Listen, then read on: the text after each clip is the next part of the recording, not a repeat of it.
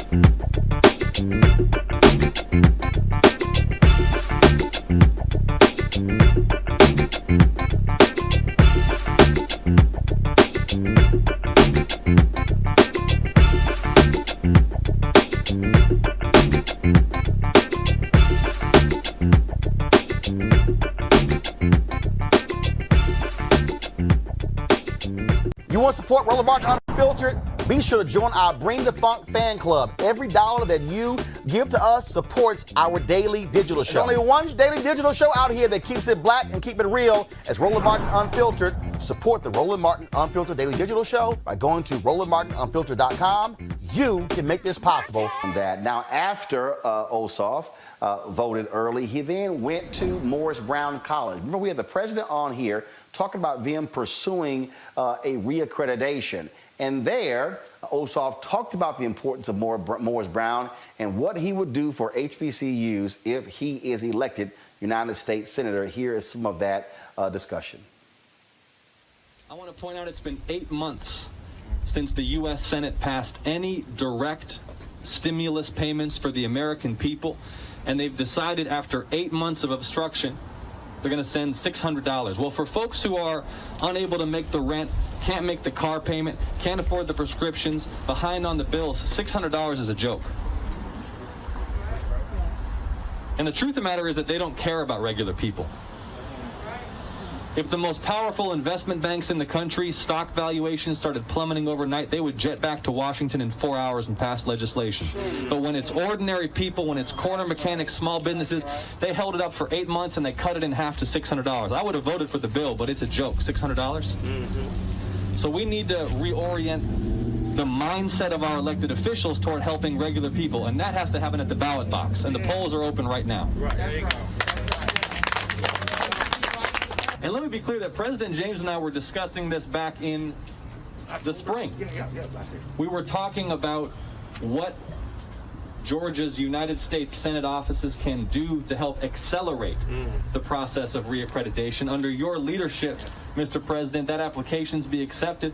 They'll be here in January, and it may be as soon as the springtime that Morris Brown will be eligible for those kinds of federal grants. So expanding the Pell Grant program should be non-controversial. When I debated my opponent, I'm not going to get too partisan here at an educational event, but I'll just say this. When I debated my opponent in Savannah, back when he would debate me, and I was arguing for expansion of the Pell Grant program, he denounced that as socialism. Expansion of the Pell Grant program, college affordability. Bishop, have you noticed that there's always money for tax giveaways for wealthy donors? There's always money for bank bailouts. There's always money for war. But then when you start talking about making college affordable for young black people in this country, suddenly the country has no resources. It's about priorities. And Morris Brown and HBCUs must be among the highest priorities for political leaders. It's been too long since political leaders talked about ending poverty in America. We've become, I think, too cynical, unwilling to dream about what's possible. We should not accept that poverty and homelessness are inevitable or necessary in our society. As long as there are poverty and homelessness, we are failing as a people. So we need to once again talk about ending poverty in America, talk about ending homelessness in America. The problem of gentrification in the urban core of this city. And again, I want to observe the discrepancy between the level of public resources invested in entertainment and the level of public resources invested in education. As people are forced out and as black communities are forced out of the center of this city by the rising property taxes, our government's failure to invest in transit, in transportation, and in affordable housing means that people are living far from where they work and can barely put a roof over their heads.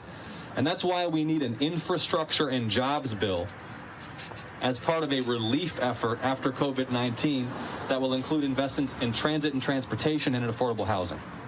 I believe that was our last question for our time today. Sir, we want to thank you again for being here today. Thank you. You know, just for the media to know, an invitation went out to everyone, and you were the only one that responded.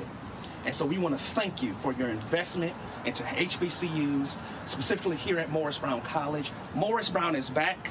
We're going to bring this institution back stronger than ever. The only black college in Georgia founded by African Americans, for us, by us, and an institution that is a haven for hungry souls. We don't turn folks away. Anyone who deserves an education, anyone who wants an education, the doors are open here at Morris Brown, and we appreciate your support. As soon as I leave here, I'm headed over to vote. So we encourage the entire community to please vote. And thank you so much again for being here today. Thank you. Thank you. Thank you. Folks, back to our Roland Martin Unfiltered video in just It's one. time to be smart. When we control our institutions, we win. This is the most important news show on television of any racial background. Y'all put $2, $3, $4, $5, $10, $15, $20, $30 on this and keep this going. What you've done, Roland, since this crisis came out in full bloom. Anybody watching this, tell your friends. Go back and look at the last 2 weeks, especially of Roland Martin Unfiltered. I mean, hell, go back and look at the last 2 days. You've had sitting United States senators today, Klobuchar and Harris. Whatever you have, you can bring to Roland Martin Unfiltered to support it, please do, because this information may literally save your life. Watch Roland Martin Unfiltered daily at 6 p.m. Eastern on YouTube, Facebook, or Periscope, or go to RolandMartinUnfiltered.com. Support the Roland Martin Unfiltered Daily Digital Show by going to RolandMartinUnfiltered.com. Our goal is to get 20,000 of our fans contributing $50 each for the whole year. You can make this possible. RolandMartinUnfiltered.com.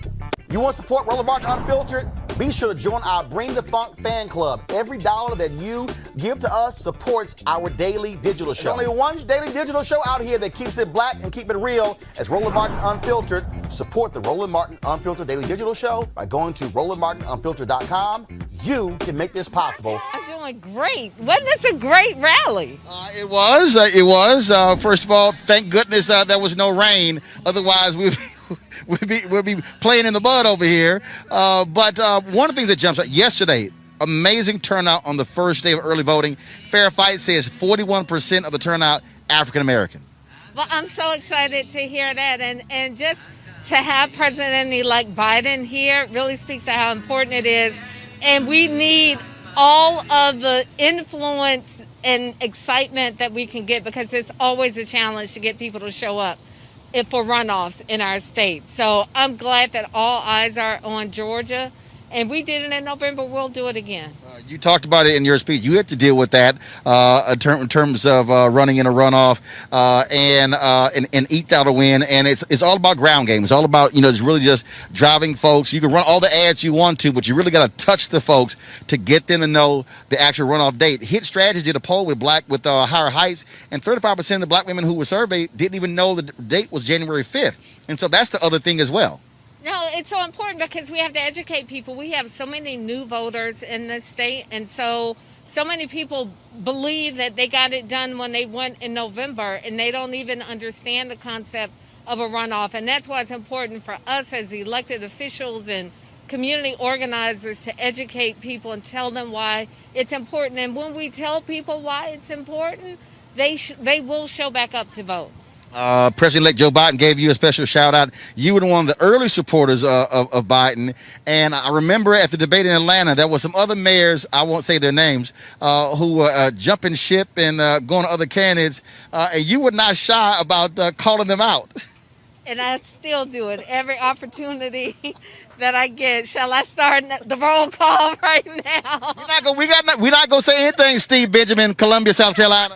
You said it, not me. Steve is gonna kill us both. But Steve is our friend, and obviously that was a tough decision.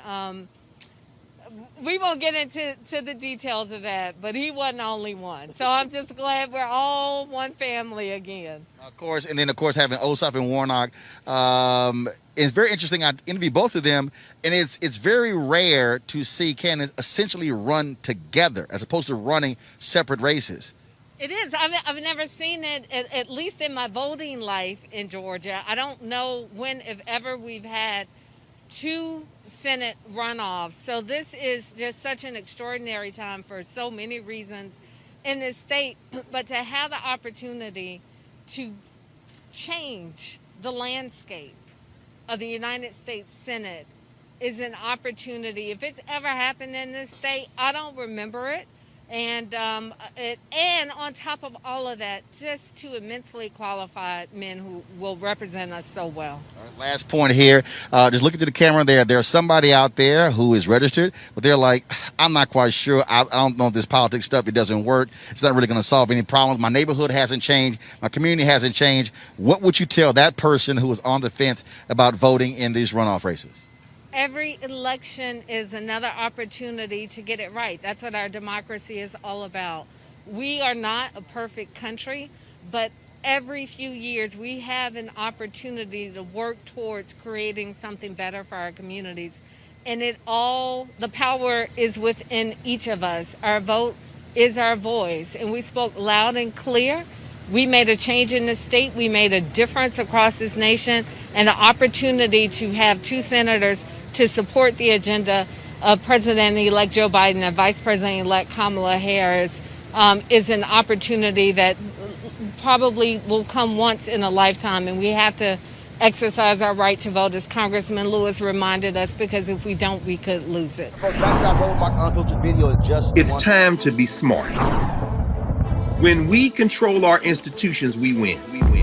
This is the most important news show on television of any racial background. Y'all put $2, $3, $4, $5, $10, $15, $20, $30 on this and keep this going. What you've done, Roland, since this crisis came out in full bloom. Anybody watching this, tell your friends.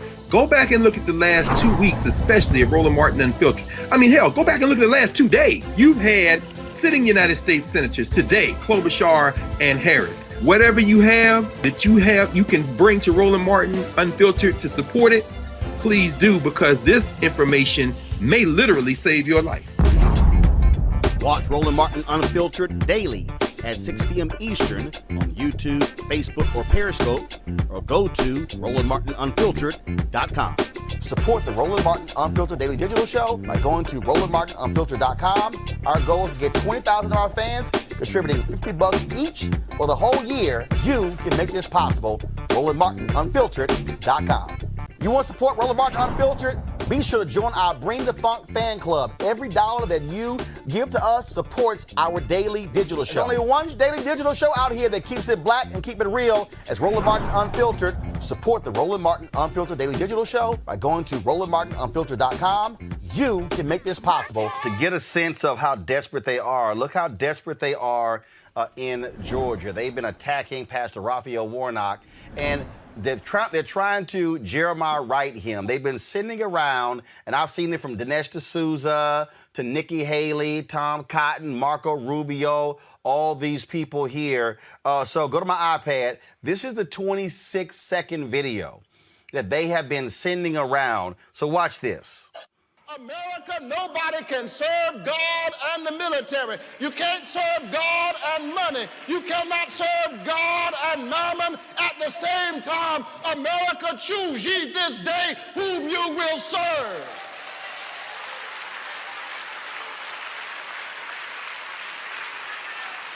Choose ye this day. Now that's it. That's the clip. No other context. Oh, they've been trashing him, saying he's against the military and how dare he, and Georgia voters. So Nikki Haley actually, so I'm going to show you the attack ad they put out.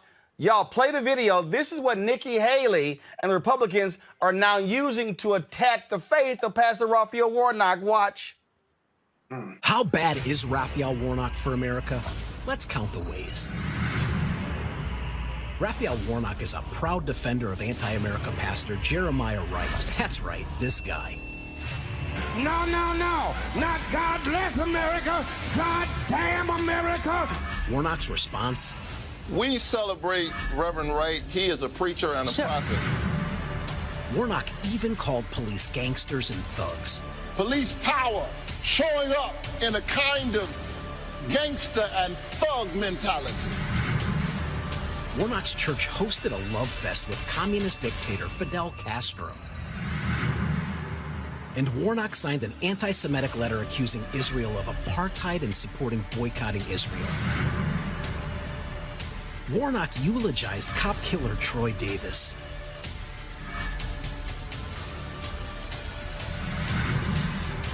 Warnock supports socialized medicine that would end private insurance and put government in charge of health care decisions. And Raphael Warnock supports trillions in new tax increases, even on working families. So how bad is Raphael Warnock for America? Come on. Let's review. All right, I can bail out of that crap. Now, I want y'all to show what they did there, Robert. First of all, they put all the black stuff up front, and they put the taxes and the health care stuff at the back. They throw in there that he gave a eulogy to Troy Davis. I didn't realize it was against Christianity for pastors to give eulogies to folk who died. But I guess for them, it doesn't even matter. But there's a video that somebody sent me. First of all, I'm trying to get my hands on the full sermon so we can have the sermon in context. I had to do the exact same thing when it went after Reverend Jeremiah Wright. But y'all watch this. Republicans not going to show y'all this video. This here is a video of Raphael Warnock welcoming to his church a Republican named Johnny Isakson. Who is that? Oh, that's the Republican who was a U.S. Senator from Georgia before Kelly Loeffler. This was at Ebenezer Baptist Church. Watch. And he and I are friends. We've had a good relationship and good dialogue across the years. He's a father and a grandfather. He's here with his lovely wife, Diane. Stand up, Mrs. Isakson. We're glad to see you, Mrs. Isakson. She said, yes.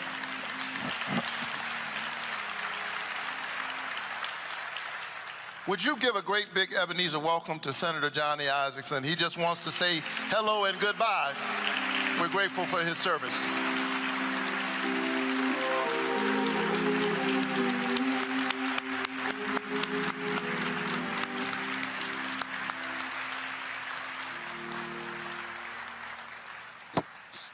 Good morning.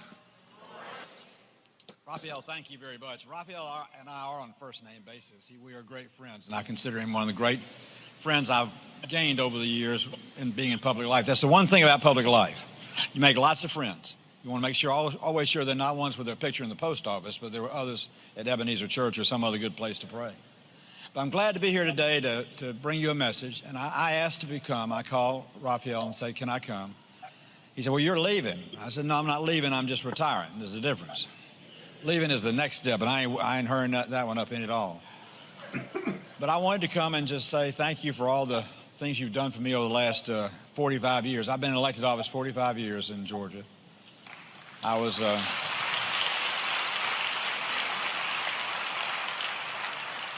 born here in 1944, and I've been here ever since. And love this city and love this place and love all of you. And as Raphael said, started coming to the King's celebration service when I got elected Republican leader of the House, Georgia House, 28 years ago, or whenever that was, a long time ago. And I came because I thought I should, and then I came because I wanted to. And I came because my bladder could handle it.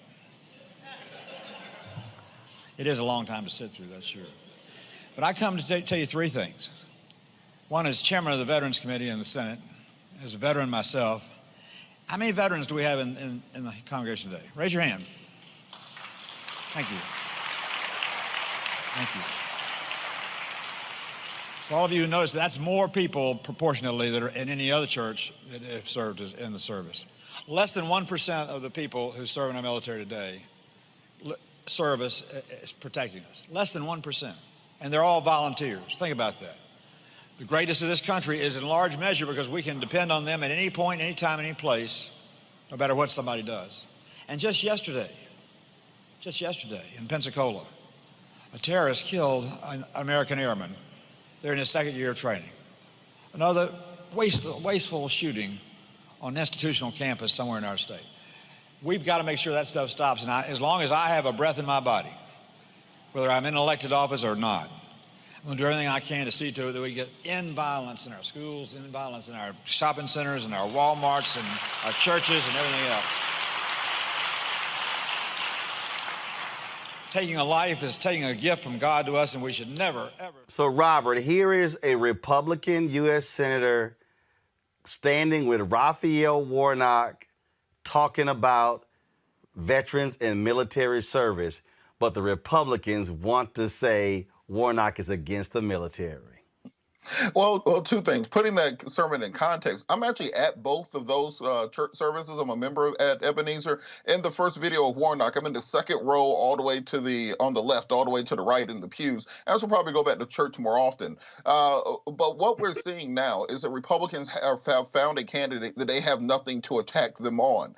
They found somebody who's nearly squeaky clean, who's really lives the life that we want our pastors to live, and therefore they have to make up things to run against them on. The same thing that happened to President Obama, where you have to attack Jeremiah Wright's words, not his words, actually. And this goes towards a continuous battle and destruction that white evangelical Christians have launched against the black church. They only believe you should be Christian when you agree with them, when you're preaching the same word as them. You cannot share your own individual lived life experiences as Jeremiah Wright did or as other pastors have, and that's why they attack them. Meanwhile, Franklin Graham or Billy Graham or Pat Roberts can say whatever they feel like, and that's off limits. So let's understand what this is. It's an attack on the black church and the body of Christ within the black community. And I think that has to be remembered on January the 4th, or more so on December 14th when early voting starts, or even right now when you can start requesting your absentee ballots, or all the way until December 7th when you can register to vote in Georgia. Because we cannot stand to have Republicans attacking the body of Christ in the name of Christianity itself,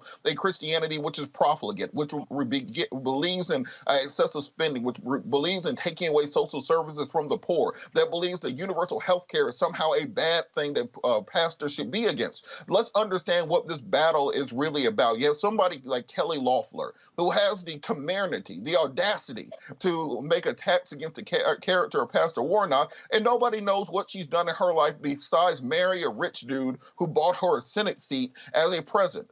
She has no history of politics. We don't know what her career was before this. All we know is that she married into a family that owned the New York Stock Exchange, and they bought her a Senate seat. And you're trying to impugn the character of Pastor Warnock in this way. Y'all are lucky that I don't work on the Warnock campaign team, because all these nice commercials of him walking through a grocery store talking about how much he loves dogs and puppies and eats pizza with a fork, it will be scorched earth if I was on that campaign, because I do not believe it is appropriate, and we allow people too long to get away with attacking the black church as a political punching bag, as if we mean nothing to our community. Those pastors preach the lived experiences of their communities and their congregations, and I don't see them showing the videos of Pastor Warnock with the Occupy Atlanta people, ministering to the homeless, his drug treatment ministry. I had a client once whose mother was convicted of a crime she didn't commit and sentenced to 20 years. Pastor Warnock hopped on that immediately to help get that woman out of prison. That doesn't make the news. But when you want to make up these attacks on the black church and then claim to be the party of Christianity,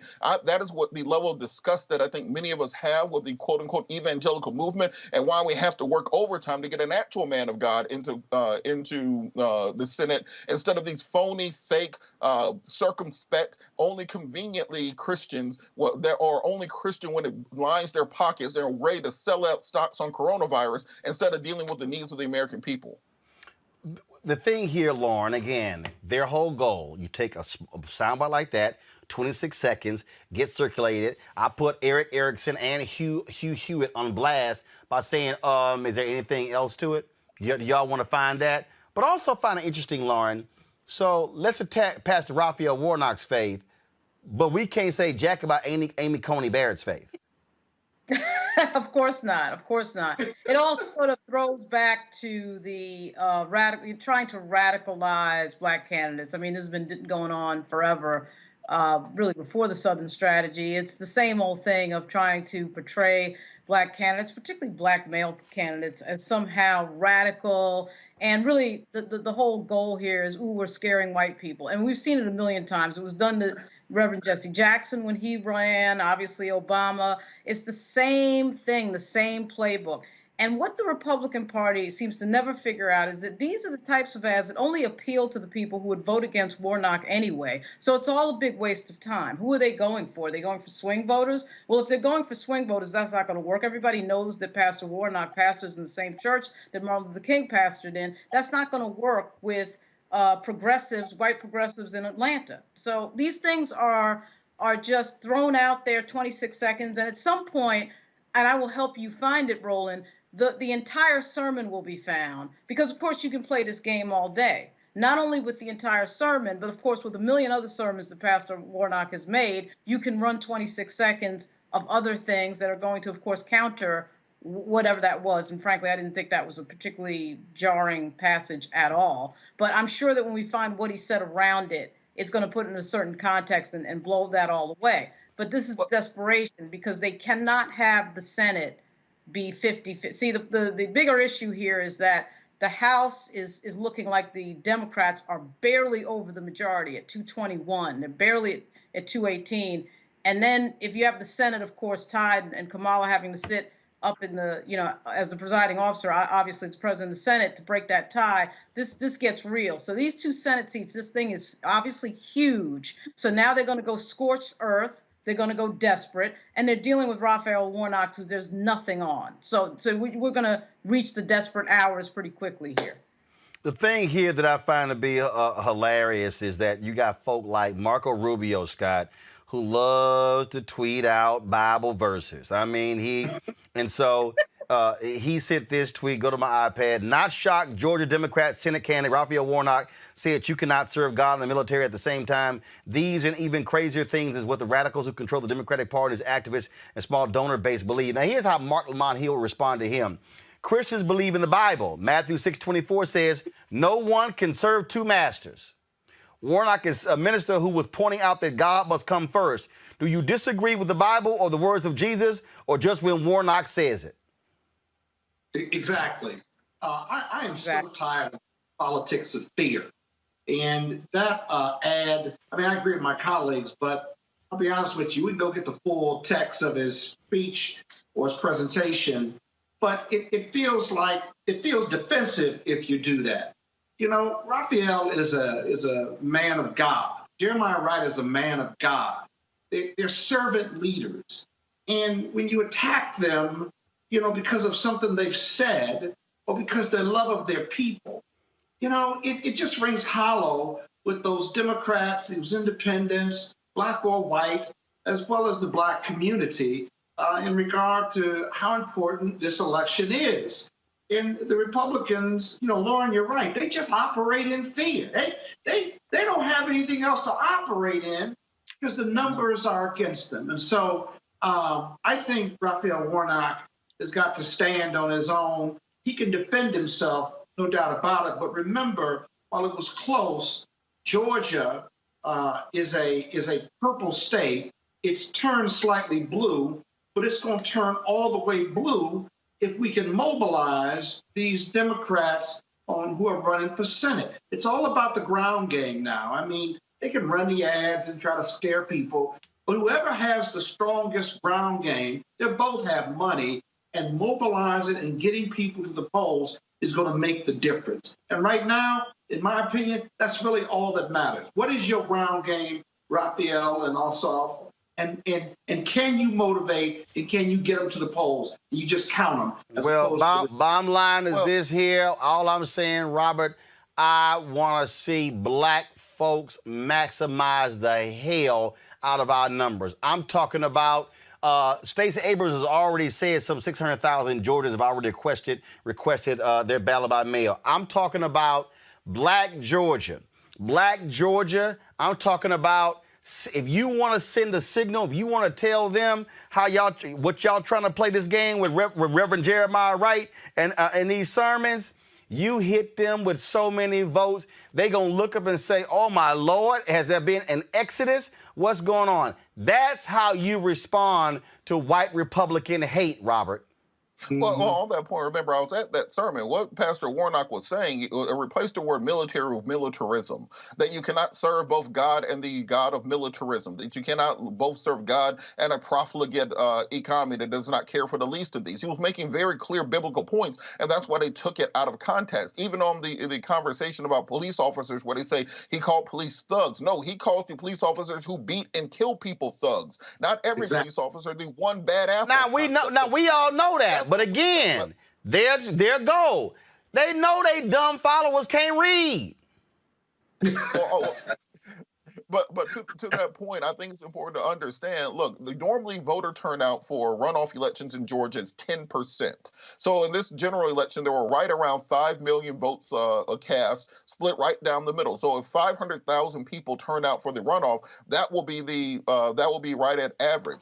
With that, you only need 50% plus one to win. So we're talking about 250,000 plus one votes. We'll decide the layout of the Senate. We'll decide the balance of power. We'll decide Medicare for all. We'll decide student loan reform. We'll decide defense spending and tax cuts and entitlement programs and Social Security and Medicare. All that will come down to 250,000 plus one people in Georgia. And then whenever someone tells you that they don't think their vote matters, understand how small of a number that is. And that's why it's important to support groups like NAACP under James Woodall in Georgia, who are working. They're sending out absentee ballot request forms to every single person who voted in the general election. People like D. Dawkins Hagler and the Deltas down there who knocked on 200,000 doors headed into the general election will do the same going into the runoff. People like INSAE and the New Georgia Project, Latasha Brown and Black Voters Matter, Rainbow Push Coalition, who's working with the incarcerated populations to do in-custody voting. We have so many people working this, and understand that's why they are running these desperate ads. That's why they're taking things out of context and running.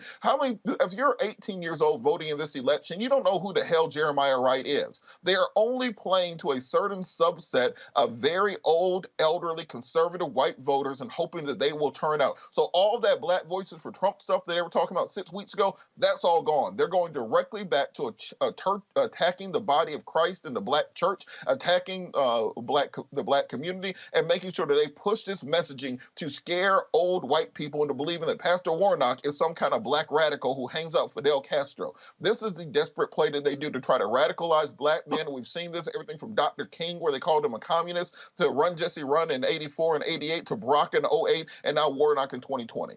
Listen up, all my black... Look, y'all, let me just try to be as clear as possible. Last comment on this story. I want to whoop their ass.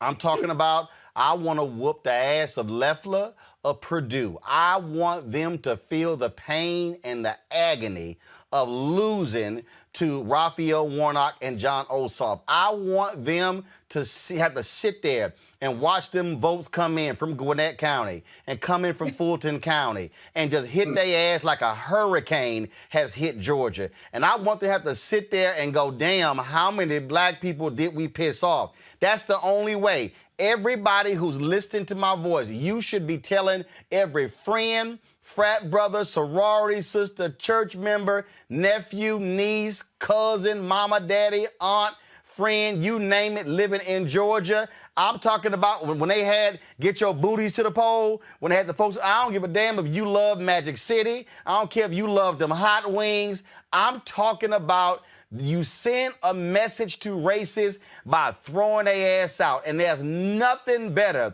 than those racists that have to stand there and watch a Black man sworn in as the next United States Senator. That's the only way you defeat them, and you make them pay the price at the ballot box. That's how you do it. Folks, back to that Roland Unfiltered video in just one.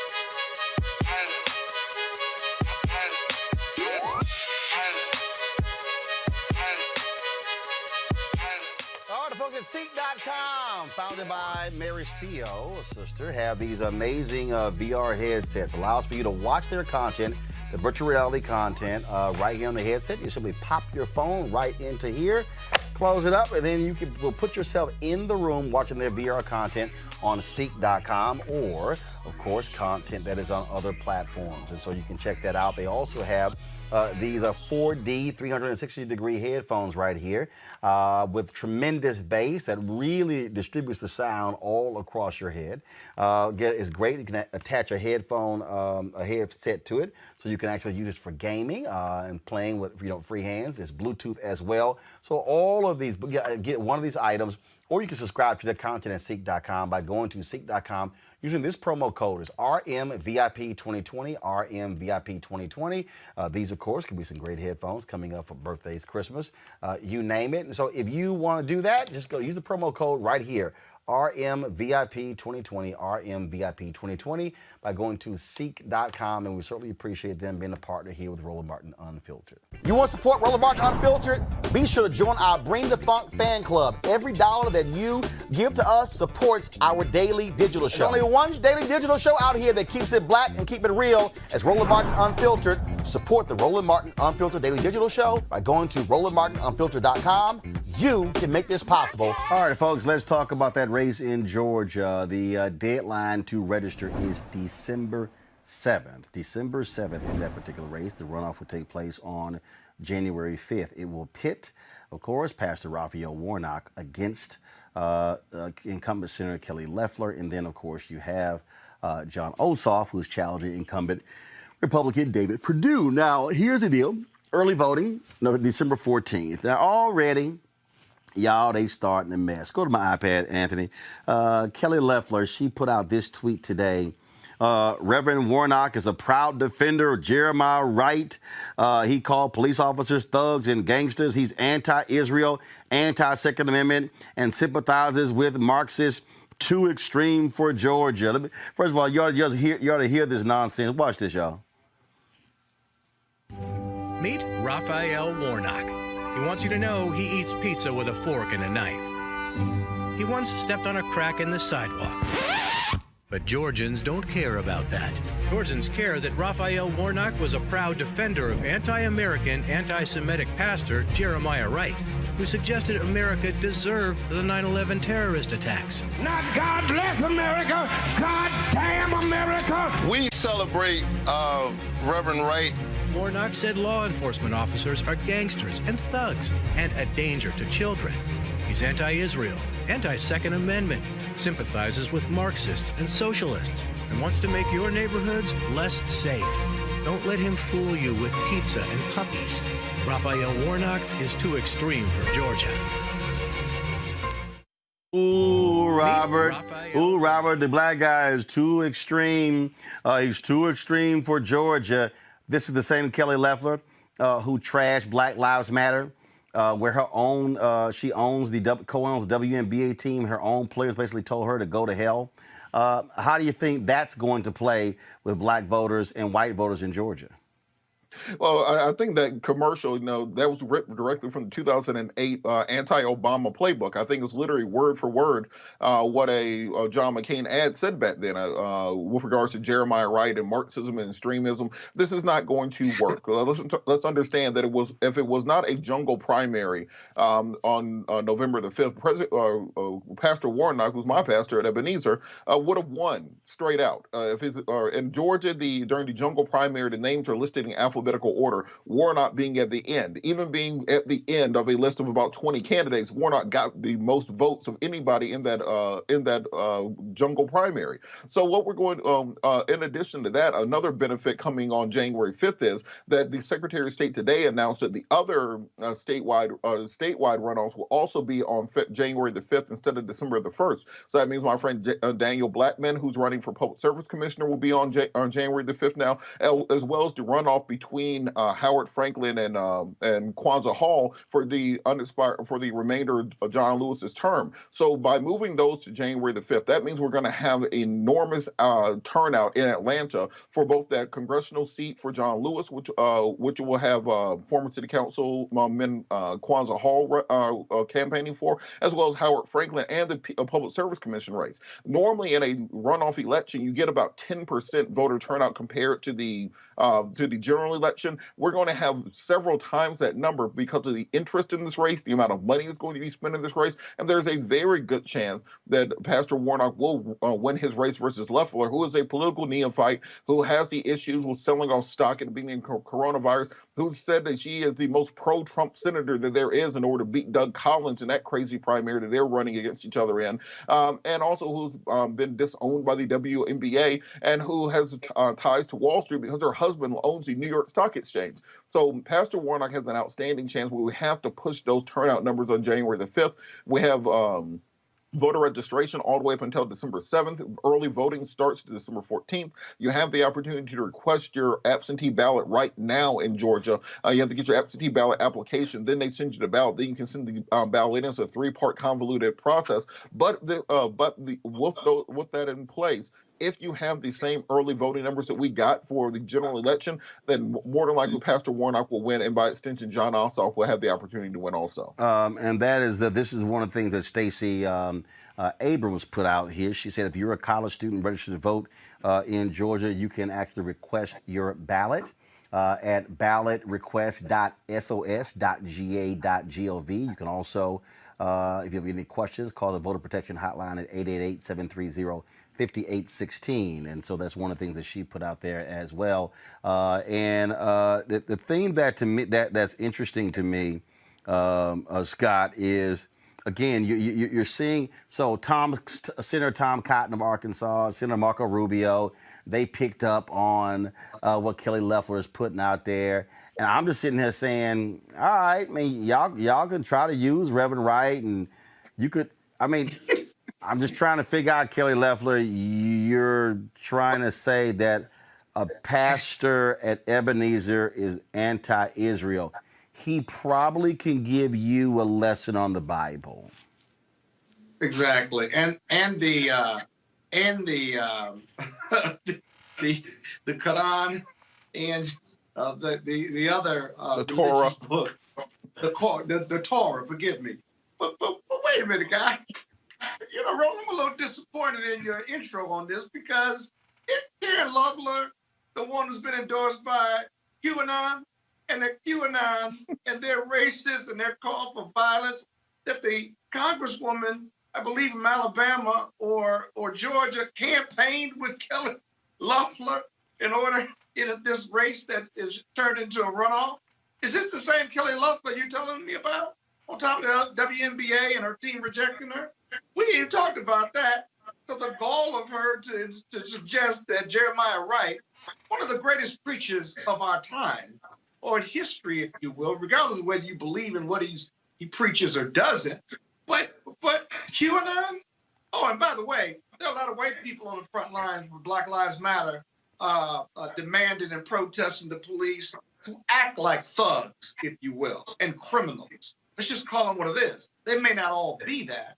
But I also think that if you tolerate that on your police force, you are just as liable. That's another discussion. But let's not forget the QAnon, or whatever you call it, that is this mythical conspiracy of deep state and racism and calls for violence against people.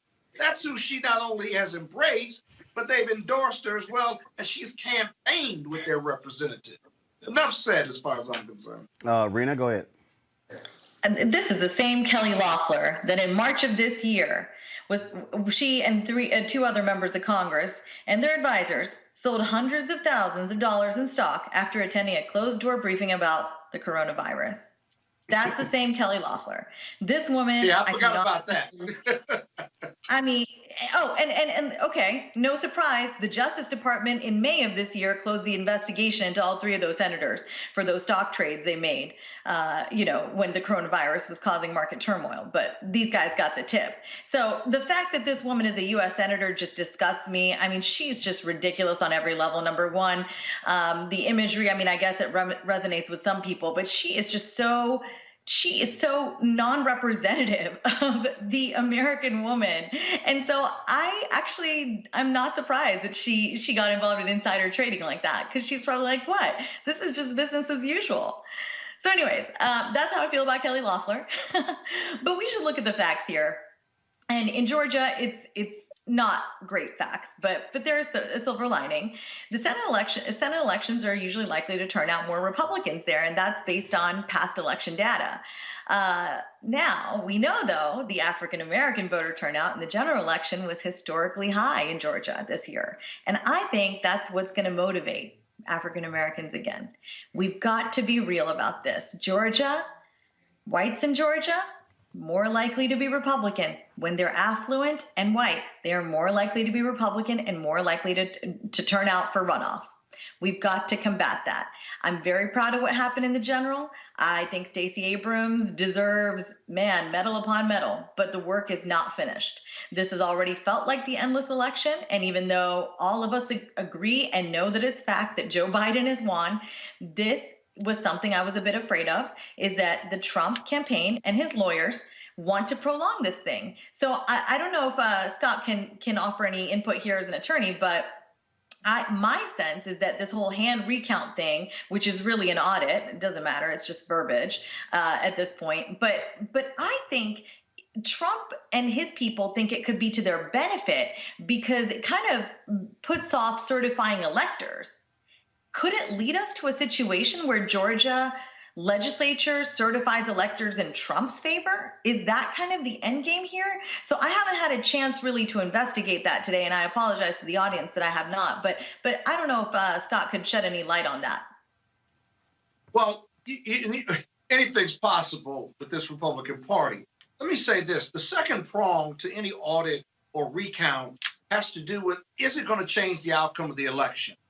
Even if you had electors from Georgia who would come and then create an issue for the U.S. Senate to determine who to certify, the Trump electors or the state legislature electors, Georgia state legislature electors, or the Biden, the winner Biden electors, if it doesn't make a difference or it doesn't change the outcome, that's the second prong of any test on these audits or these runoffs. So I still don't think so. They still have to put up or shut up. And so the Georgia race, going back to the Georgia race, let me just say this real quick. This higher turnout that we're going to have in this special election because of the money and what's at stake at the Senate, I think it helps Ossoff more than it helps, ironically, Warnock. Because Warnock and his race has all the celebrity and money and media attention, but also barely forced a runoff.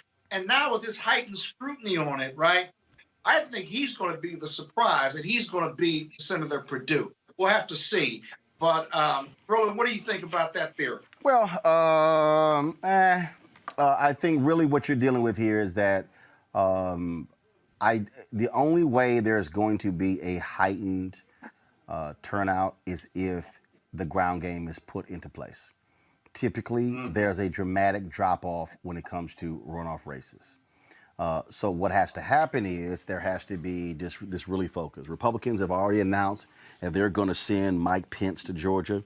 Personally, I don't think Donald Trump's ego will allow him to sit in the White House. I think he is going to go to Georgia. I think, and you're already seeing this, I believe that Fair Fight, Stacey Abrams' group, I believe you're going to see Black Voters Matter, you're going to see Until Freedom. I know a number of groups who are already focused.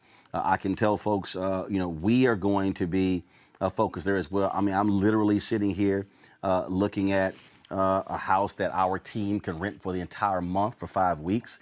We plan on having multiple crews. who are going to be in Georgia as well. We want to be in those places, such as Albany. We want to be in Savannah. We want to certainly be in Atlanta. Want to be in Fort Valley. Our plan is to go to those places where black voters are, talk to them, and so that's one of the things that we're doing. So that's going to be intense focus, but this runoff is going to be, they could talk all day about money. They could talk all day about blanketing with TV ads and radio ads. This is all about ground game, Robert. And if you're the DCCC, you're the DSCC, you're the Democrats, it has to be about ground game, ground game, ground game. You have to look at the last election, you have to look at runoff and say, what do I anticipate there being a drop in terms of turnout, and then how can we get our people out? That's how they're going to have to win this race. You're absolutely right, Roland. Back in 2010, I was the field director for Ken Hodges, who was the candidate for Attorney General in Georgia. And we had a 159 county strategy where we had either a church or a supporter in every single county in the state of Georgia. We hit the ground hard, while I think Roy Barnes was running for governor that year, hit the airwaves hard with commercials. We got more votes from the third spot, from the Attorney General's spot, than Roy Barnes got for governor, or that the person who was running for lieutenant governor got from the lieutenant governor's seat. Georgia is all about ground game and knowing where to go, when to go, and how to get there. Even in the deepest red Confederate flag, MAGA country part of Georgia, there are black families, black churches, Hispanic populations that can be reached out to and touched, and that many people forget to get out of there. You cannot just campaign in Atlanta and think you're going to win an election in Georgia. Once you cross 285, you're in a completely different state. And if you do not understand that territory and how to campaign there, then you're not going to be able to win. And one of the problems that Democrats often have in Georgia, in the South in general, they'll get a race like this that's close, where you have a runoff, where you have a chance to win, and instead of talking to Fred Hicks or talking to some of the political strategists who are from there, they'll bring in people from D.C. and New York and California to try to run a poll-tested and focus group certified campaign, and those always lose. You have to hit that ground running, and it's important to have a message that's going to turn out your base. Runoffs are about turning your base out, not about persuading new voters. Right. So instead of trying to find that one swing voter who voted in the 1984 election for Walter Mondale, seems you can bring him back to the Democratic Party, you need to be hitting these communities in Columbus and Albany, Augusta, Macon, Statesboro, Rome, Georgia, Carrollton, Athens, all around the state where you have minority populations that vote 90% for Democrat, and making sure you get them to the polls. Buses, churches sold to the poll. Early voting matters. If we have those sorts of turnout numbers, that's how you win a race in the state of Georgia. Yeah. That's what it's going to boil down to, Rena. How do you see Republicans playing this race? Obviously, both sides know how critically important these two are. Republicans right now have a 49-48 advantage. They won the seat in Alaska. If they win these two seats, they'll be 51-48. If they win one, 51-49. Democrats need both to force a tie, with Vice President-elect Kamala Harris being the tiebreaker, which means they will control the chamber. And so how will Republicans try to go after these two seats? Well, I think it's going to be everything in the kitchen sink sort of effort, because the reality is that Joe Biden is up 14,000 votes, right? And that's where we're at. That's truth. And that's in Georgia. So there's a lot of disgruntlement right now amongst GOP operatives down there of sort of like, how did we get here? But I also know how we got there. I look at, let me be clear here. I've looked at some exit polling. I don't really trust exit polling fully, and I think all of it needs to be taken with a grain of salt right now until we have complete totals everywhere. So I will say this: I think obviously GOP operatives are fretting. Ossoff is a sort of known quantity. Warnock is not, politically speaking. Ossoff having run before.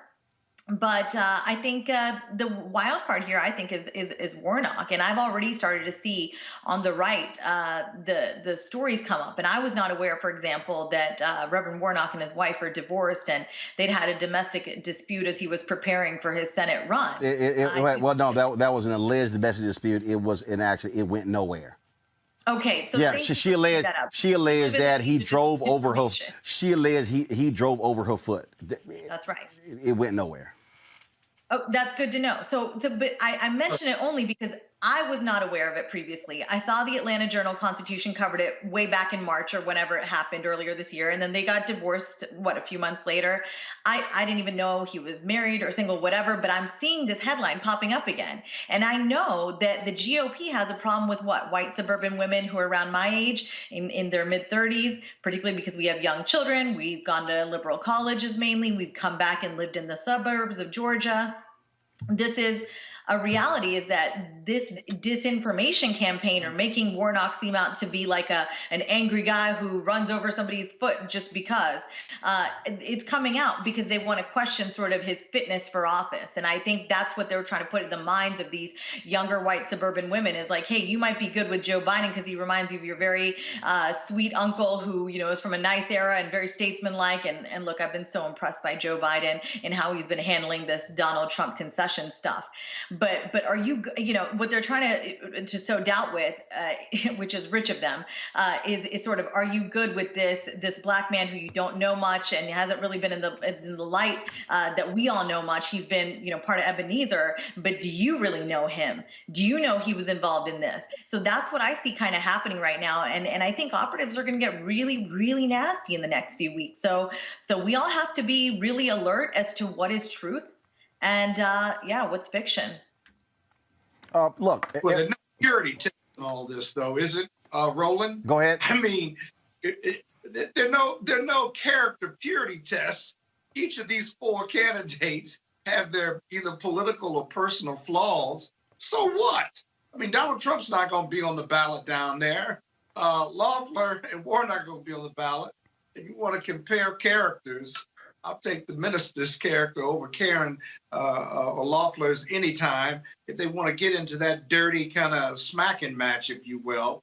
I don't know whether that's going to be a big issue. I understand the GOP strategy, but Joe Biden and Kamala Harris have got to get down to Georgia. The whole personality piece, it may be relevant, but it's not going to be dispositive because the Senate and who controls the Senate is going to be on the ballot down there. And I think that's what's going to turn out or going to drive that turnout. This is a national race, even though it's in Georgia. And so we'll certainly have to see. Again, I say it's going to help Osoff because of the national attention and the money going in there right now. But getting people to the polls, getting them to the polls on election day or before election day, if there's early voting, is going to be key. And whoever executes that the best are going to win these one or two races. Look, I think that, it's going to be an enormous amount of money. When, Nancy Pelosi spoke out about, how the candidates run there in Georgia, I was like, you know what? Let the folks in Georgia figure it out. And to your point, Robert, that is exactly it. Frankly, white consultants coming out of D.C. can't come into Georgia to say, hey, this is how you win Georgia. That's not going to do it. Hey, the people in Georgia know best in terms of, if you look at Warnock and Ossoff, because I'm quite sure they are going through that and they're looking at the numbers. They're looking at precincts. They're looking at who voted, who didn't. Somebody floated this story today that 95,000 people voted for Biden, didn't vote for anybody else. I'm sure people are like, okay, where are those votes? Because this is going to be a close race and margins are going to matter, which is why if black turnout intensity is at a high rate, that can very well offset what is happening other places. You're absolutely right, Roland. I cannot implore the party enough. $500 million on both sides of the aisle is going to be spent in this race in the next 60 days or so. So it's crucially important to hire black consultants on the ground, hire local consultants in your local region. Don't simply think you're going to hire a kid from Emory or somebody from Gwinnett County and send them down to Brunswick, Georgia to do door-to-door campaigning. It's not going to work. Work with the local organizations. Put street money out there. The black church is is alive and well as a motivator of people to vote in this state. Make sure that you have somebody who can connect you with those ministries and get out there on the ground. Do not sit up in Buckhead thinking you're campaigning to the state. Do not lose this race as we've seen happening before. And don't try to bring out-of-state issues to Georgia and think you're going to campaign on them. I've seen where they'll bring something which is popular in California and think that you're going to win a district attorney race in Telfair County with it. It simply put does not work. So the local touch is crucially important, and that ground game and that effort. Don't just run commercials on cable news and think you're going to win. You have to put money into Black radio. I don't care if it's a podcast or talking on somebody's iPhone who has 100,000 Instagram followers. You have to get out there and touch people where they are and make sure that you are beating the bushes to turn out your vote. Don't do this whole song and dance where you try to convert the Reagan Democrats back to the party. This is not the time for that. 10% of people who vote in general elections usually vote in runoffs. You got to get that closer to 15 or 20% on the Democratic side if you hope to win. And I think that one of the things they're also going to have to do is, and again, this is, look, this is one of the hardest things I think for these campaigns to understand Black people. What often happens is they'll say, well, we're going to focus our money just on the media outlets there in Georgia. We're a little bit different in that our people are communicating with our people in Georgia. We're communicating with HBCU students. And so when you support this show, when you support syndicated Black radio, you're also hitting those particular places because we are reaching out to our folks there as well. And I think that's one of the things that these campaigns don't quite understand about African Americans in terms of the role that Black media plays in terms of being able to drive information to places like that. You're absolutely right. And so if you're not advertising on Black radio or Black television, Black media, if you're not working with all the organizations, we have conference calls each week with Rainbow Push, Urban League, NAACP, Fair Fight, NSA's group, New Georgia Project, so many people who are organizing on the ground and who are working to get these people out and who have been working on these things for years. You don't have a Blue Georgia without Helen Butler. You don't have a Blue Georgia without Rita Samuel. You don't have a Blue Georgia without Janice Mathis. Those are the people who have been who've been fighting these fights long before people even knew there was a fight to jump into. And you have to support those organizations. Don't just go national, go granular, and make sure you're talking to people where they are. Those are the folks who are going to win this election. All right, folks, back to our Roland Martin Unfiltered video in just one moment.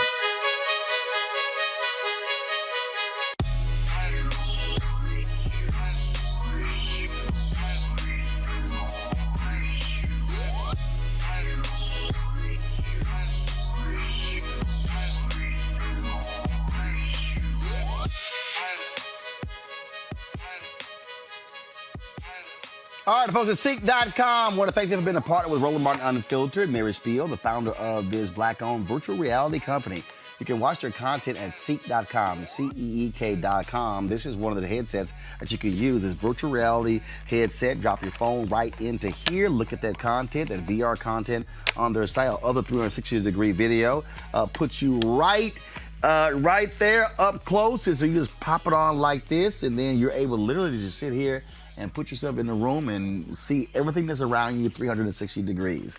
Now, if you listen to music, folks, you can check out the music on their Seek.com headphones. These right here, folks, are 360-degree 4D headphones. The bass on these things are absolutely amazing. Surround sound, so literally when you're listening to it, the sound actually is around your whole head. Again, created by Assistant. If you want to get the headset for the music or the VR headset, simply use this promo code RMVIP2020. RMVIP2020. Christmas is coming up. Some great gifts. In fact, my birthday in 9 days. So I'm just giving y'all a hint. So use a promo code RMVIP2020 and go to Seek.com. And again, we appreciate them being partners with us here at Roland Martin Unfiltered. You want to support Roland Martin Unfiltered? Be sure to join our Bring the Funk fan club. Every dollar that you give to us supports our daily digital show. There's only one daily digital show out here that keeps it black and keep it real. As Roland Martin Unfiltered. Support the Roland Martin Unfiltered daily digital show by going to RolandMartinUnfiltered.com. You can make this possible. Earlier today, we also caught up with the folks with Until Freedom.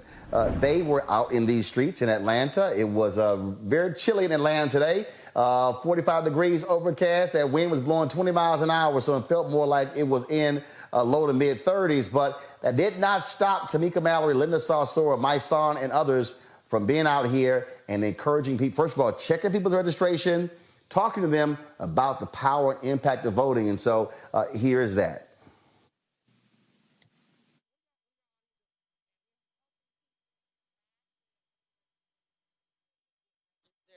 You know, we at Until Freedom like to work with low propensity voters. That's what they are called.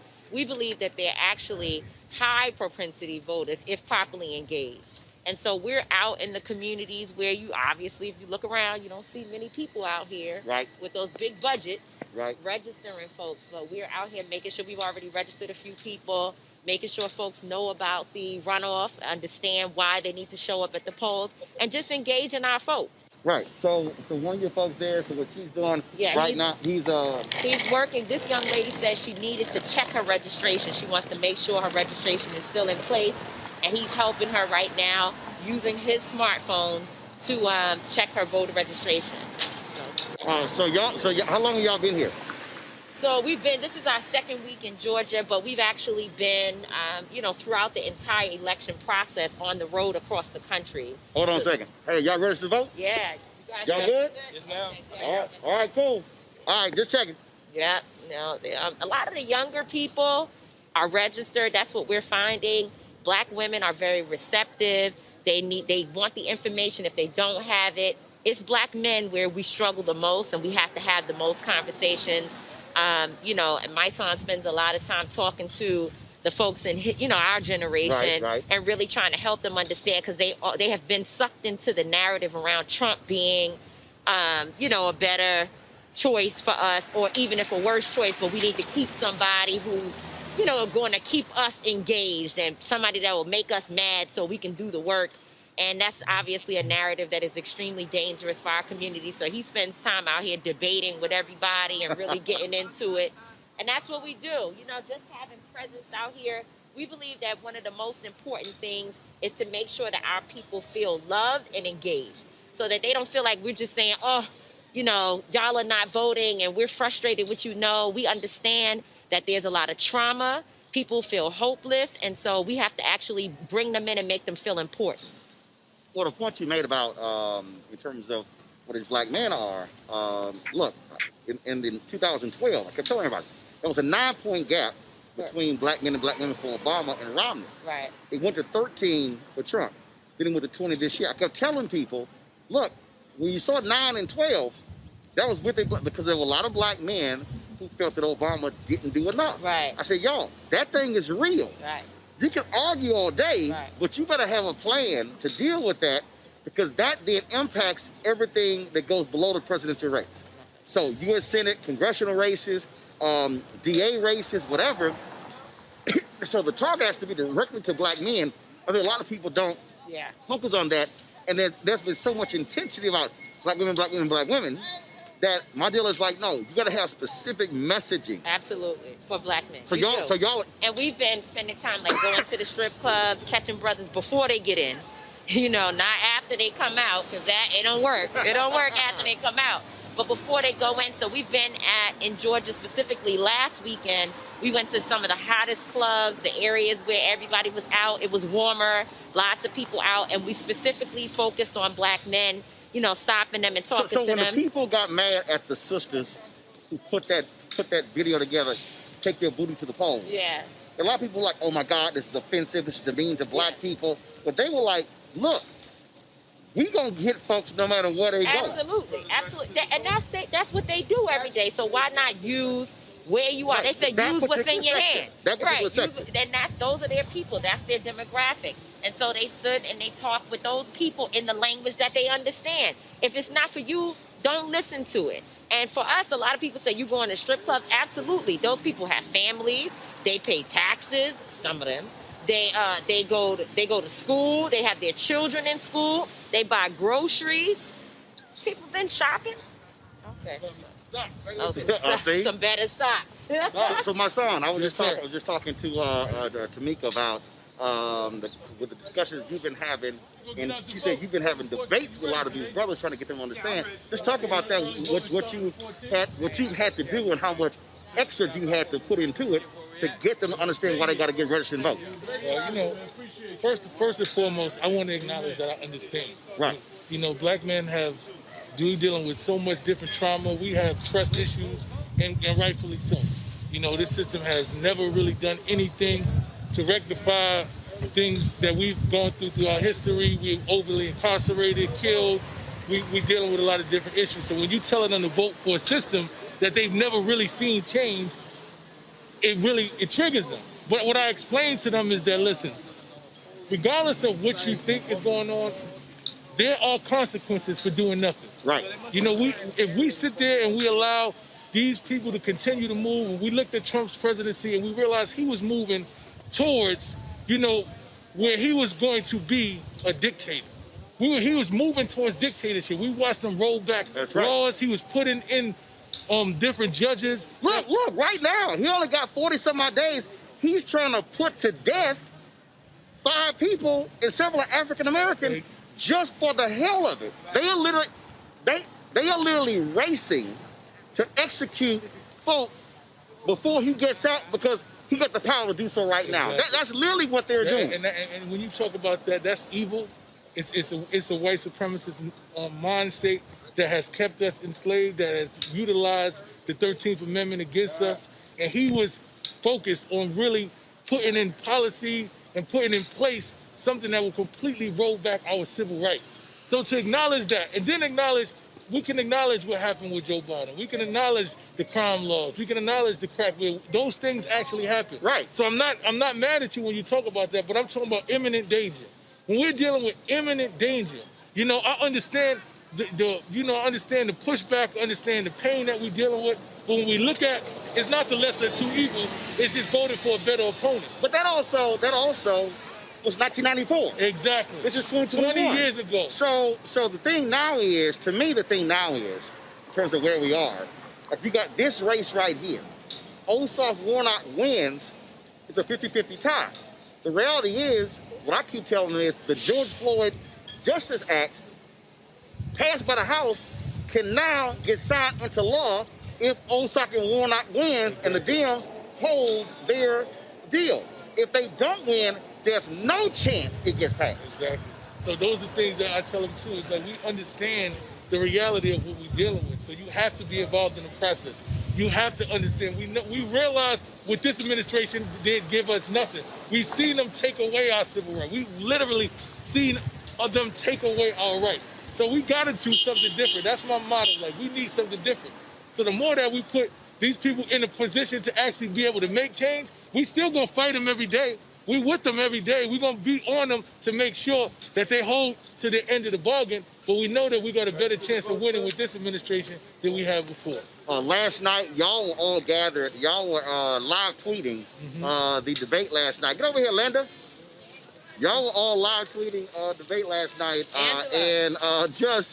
How crazy is it what you heard last night from the robot Kelly Loeffler? Oh, man. You mean the Nazi Barbie?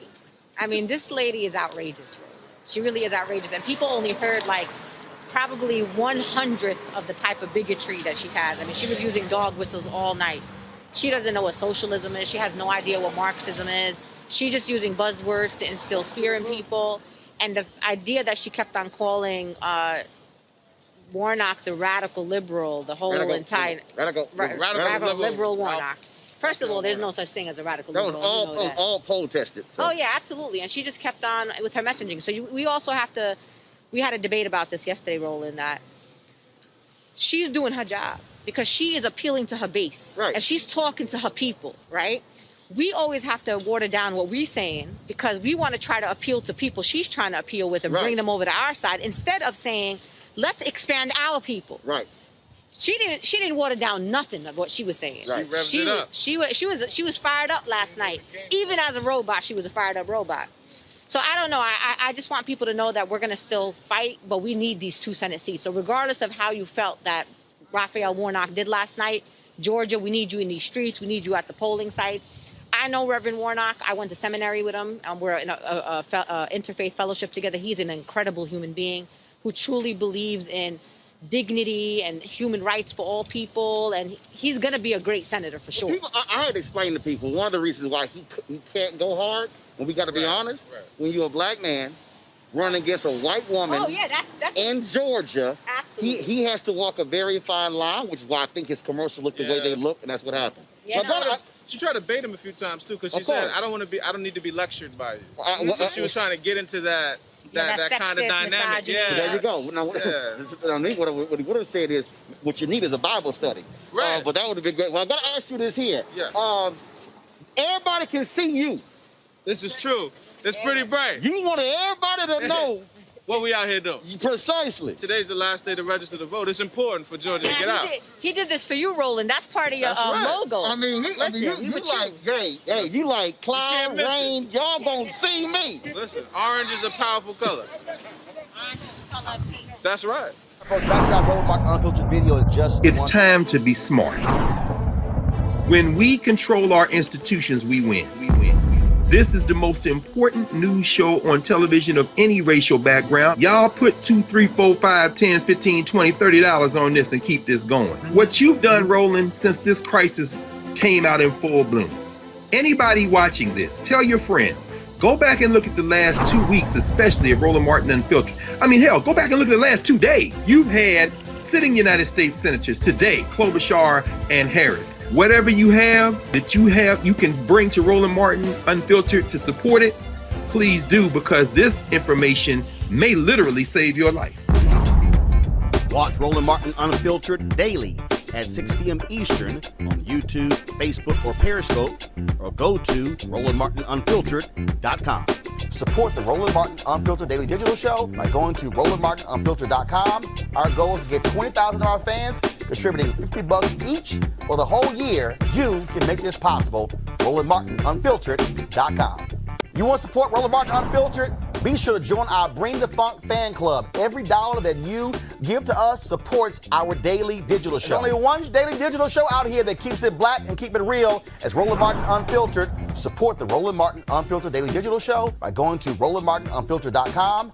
You can make this possible. I really hope that because first of all, Osoff and Warnock are really campaigning together. I really hope they utilize what took place with this restaurant, Slutty Vegan, as an example of how David Perdue and Kelly Loeffler really don't give a damn about black businesses. So John Ossoff over the weekend, Saturday was supporting small businesses, and so that was called Small Business Saturday, okay? So it was about touting small businesses. So John Ossoff decides to visit a black-owned vegan restaurant in Atlanta. Here's the video of him visiting there. It's called Slutty Vegan. Well, roll the video, please. So here's the deal. He's in line. You see him standing right there. And so he's, long line there. And so supporting small businesses. All right. So the deal is this here.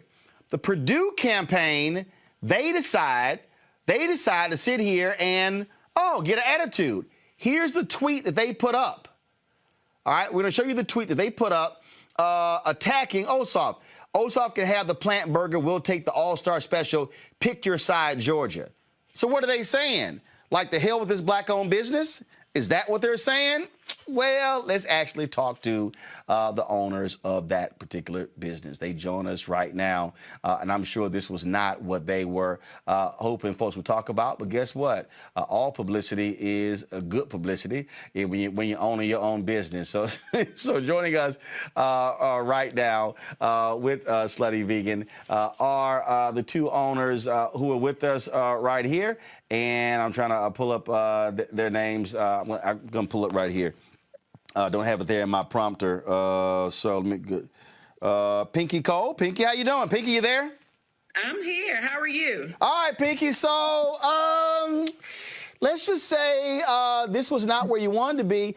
Did you get a sense that what David Perdue in his campaign was saying is the hell with your business, forget a business like yours. We only support places where there's beef trying to attack him. To me, you're attacking a black-owned business. A small business. The interesting part here is, if you've never been to Slutty Vegan, one thing you're going to hear about Slutty Vegan is we get a lot of support from the community. right? We do a lot in the community, so people really have our back. So when you mess with Slutty Vegan, you mess with the city of Atlanta. So when Perdue said what he said, a lot of people took it personal. A lot of people. We've contributed almost $500,000 in community initiatives through our organization and through the business alone. So we don't just serve burgers and fries. So for Osoff to come and support a Black business that's a pillar in the community, it meant more than him just standing in line saying, I want to get a dance hall queen. It meant I'm going to support a business that uplifts the community and utilizes their resources and their platforms to lead and to bring people up with them. And people didn't like what Perdue said. I actually laughed. I got to be honest. You know why? Because I'm a former television producer, right? So I'm going to take all the press that I can get for my business. And what that did is it provided me a 15% increase in business. So thank you, Perdue. And what he didn't realize is that the people who didn't know anything about John Ossoff knew a lot more about him through the avenue of Slutty Vegan. So I'm glad that he was able to get the exposure that he was probably looking for. And I'm glad that Slutty Vegan did too. So, you know, it's a win-win for the both of us.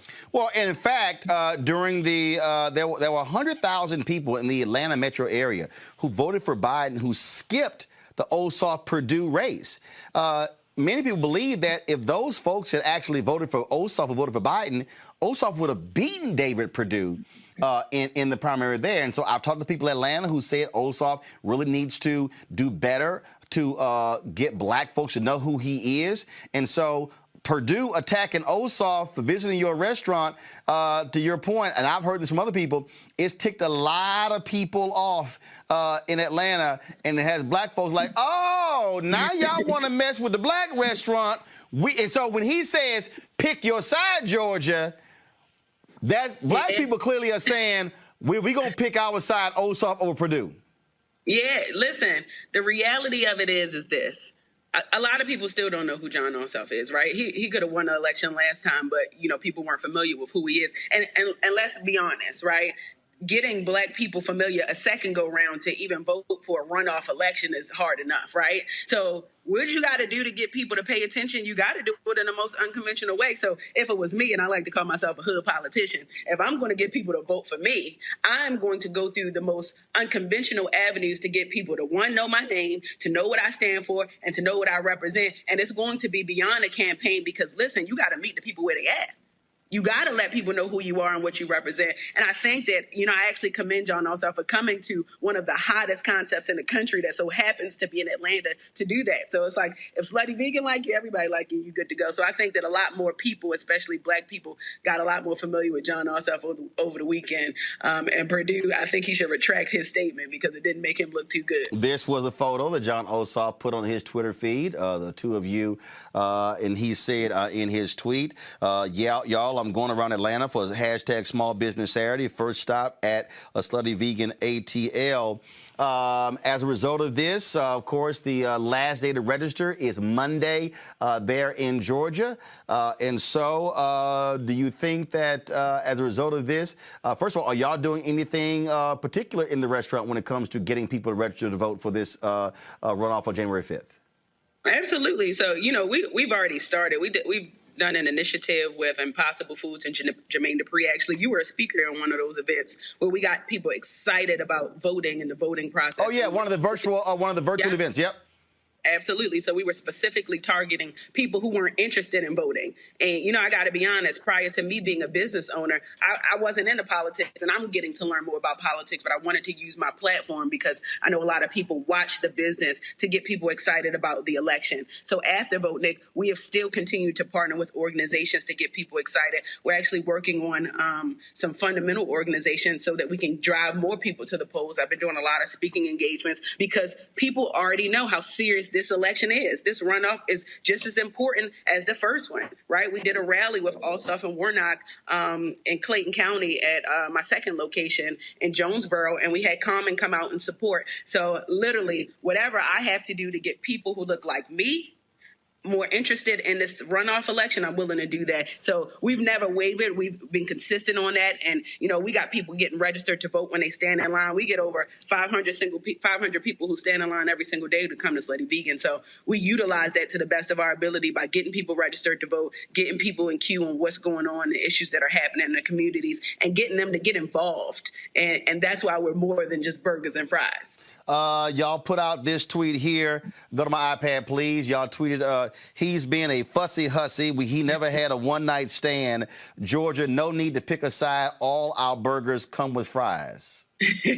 Absolutely. So here we are with the press and the propaganda, right? Those are the names of our burgers, right? But one thing about Slutty Vegan is we're for everybody, right? Slutty Vegan loves all people. I don't care if you white, black, blue, yellow, green, Asian, African, it don't matter. One thing we do is we bring the people together in the name of food. And as long as we continue to do that, we got the ear of the people. And when you got the ear of the people, you can get them to do whatever it is that you want to do as long as it is in a positive way. And that's exactly what we've been doing. So, Purdue is still invited to Slutty Vegan. He probably won't come. He'll probably go back to Waffle House. But listen, he can come and have a one-night stand or a fussy hussy any day of the week. All right, so I got to ask, so is everything at Slutty vegan? Are the fries actual potatoes, or is it something else that's supposed to be fries? Listen, every single thing, including the owner, myself, is vegan. Everything we do. Listen, when I created this company in 2018, I was very specific. I wanted people to reimagine food, right? The food that we grew up knowing and loving. So 97% of the people who come to my business are not even vegan, they're meat eaters. So we're able to really open up people's consciousness in a way that they've never seen it before while giving them an experience at the same time. So Roland, when you come, you don't even got to stand in line. I got you. I'm going to give you a skip of the line pass. First of all, I got to be assured what actually tastes like. I mean, I got. Look, my frat Lamel McMorris is a super vegan. He took me some spot in Charlotte. He was like, "No, man, this tastes just like a hamburger," and I almost cussed him out. I said, "You trying to lean on the shield way too much." So I got to be assured. So if I come there, because in fact we will be in Atlanta Thursday. We'll be there through Tuesday. Then our crew, we're gonna be in Atlanta 3 to 5 days each week covering this race. So if I come there, what should I get? Because I am absolutely a carnivore. I'm from Texas, born and raised.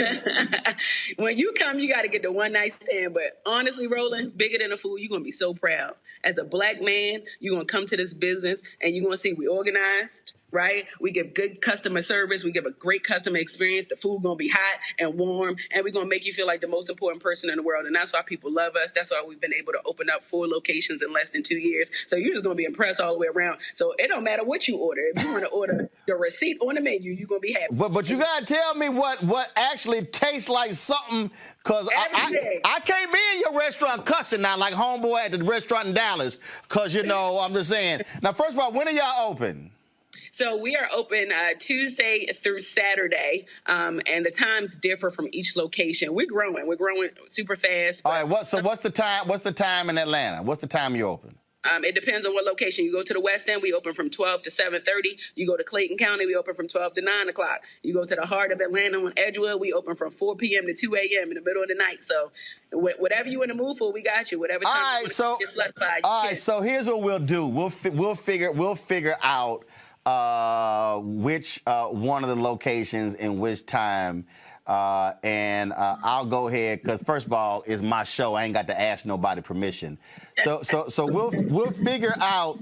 You let me know what's the best spot that can accommodate our cameras and lights. And so what we'll do is we'll actually do the show from Slutty Vegan. We'll do the full 2-hour Roland Martin Unfiltered from one of your locations. And I promise, I will eat something. I might have to, because y'all know, I might have to bring me some barbecue sauce, because barbecue sauce. No, you don't. Come on, I'm just saying. So we'll see. Candace, Kelly, and Michael, y'all eat anything vegan? Any one of y'all? Absolutely. I do. My sister's vegan. Hold on. Pull them up. I need to see who's talking. All right, go ahead. Who was talking? I think Candace first. Go ahead. I think I heard you. I do. I've seen my sister make vegan cheese out of nuts. I've seen the process, not believed in it. And then I ate it, and it tastes good. She's a vegan. We've gone to vegetarian restaurants for Mother's Day and Father's Day. So Yeah, I've got a lot of people in my family trying to twist me over, but that smell of that bacon, I'm just saying, Okay. you know, it's tough. Kelly, how about you? I am not a vegan, but I do eat some vegan food, depending on where you get it from. Right. It's delicious. I am very familiar with Slutty Vegan. I'm waiting for them to get a brunch menu for DC. All right. I'm waiting. Michael. Begging. Michael. Well, Roland, you know I'm like you. I'm a steakhouse guy. But my sister-in-law is a vegan and has taken me to some very tasty vegan restaurants. Okay. Where I had a vegan Reuben, which was excellent. Well, Pink, I'm the only one who ain't never ate. I ain't nothing vegan. So well, we're gonna change your life. Well, I don't know if y'all about gonna change my life, but we gonna try that. So I appreciate it. Thanks a bunch. And so I'll get your contact information. So like I say, when we come to Georgia, we're gonna be there pushing the election, and then we'll do the show from one of your locations. Roland, can you please make sure the camera's on you when you take a bite of that cheeseburger? Please. No, duh. Please. That's what we do. Duh. All right, Pinky, thanks a lot. I appreciate it. All right, thank you. See you soon. All right, y'all. Again, that's what happens when you are stuck on stupid. Pull the panel back up. That's what happens when you stuck on stupid and you're a politician and you think you taking a shot at somebody and you don't realize how you really stepped into it.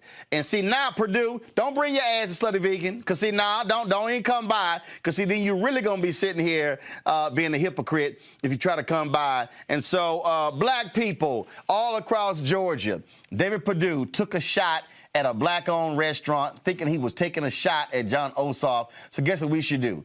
Take a shot and throw his ass out of Washington, D.C. Deadline to register in Georgia is Monday. Pull the graphic up, please. The deadline is Monday. Monday. Okay? Monday. The election is January 5th. Early person in voting starts December 14th. So please do that. It's time to be smart. When we control our institutions, we win.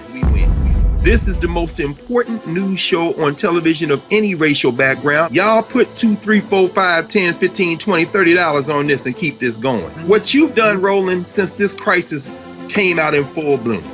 Anybody watching this, tell your friends. Go back and look at the last 2 weeks, especially of Roland Martin Unfiltered. I mean, hell, go back and look at the last 2 days. You've had sitting United States senators today, Klobuchar and Harris. Whatever you have you can bring to Roland Martin Unfiltered to support it, please do, because this information may literally save your life. Watch Roland Martin Unfiltered daily at 6 p.m. Eastern on YouTube, Facebook, or Periscope, or go to RolandMartinUnfiltered.com.